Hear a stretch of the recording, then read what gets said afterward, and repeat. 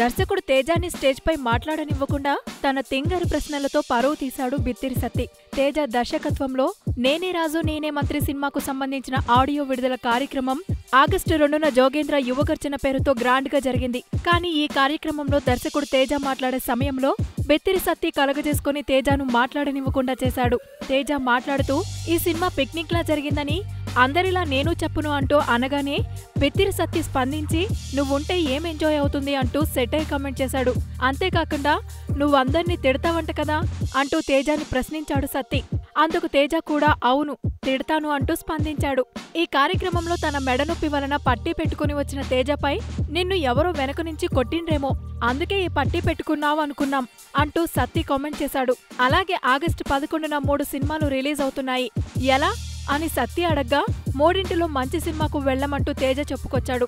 సరే మంచిదో చెడ్డదో మేం చెప్తామంటూ కౌంటర్ అటాక్ చేశాడు సత్తి. దీంతో తేజ ఏం మాట్లాడలేక సైలెంట్ గా కూర్చుండిపోయాడు. ఏదో సరదాగా కొనసాగుతుందని బిత్తిరి సత్తికి మైక్ ఇచ్చి ఎంటర్టైన్మెంట్ చేయమంటే తన ఓవర్ యాక్టింగ్ తో సినిమాపై సెటైర్లు దర్శకుడిని మాట్లాడనివ్వకుండా చేయడంతో నిర్వాహకులు అతని ప్రవర్తనపై చిరాకు పడ్డారు.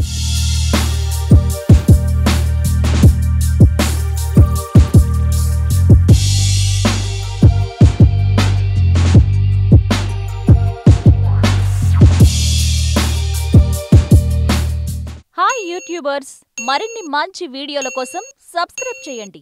దాంతోపాటే బెల్ ఐకాన్ పై క్లిక్ చేయండి.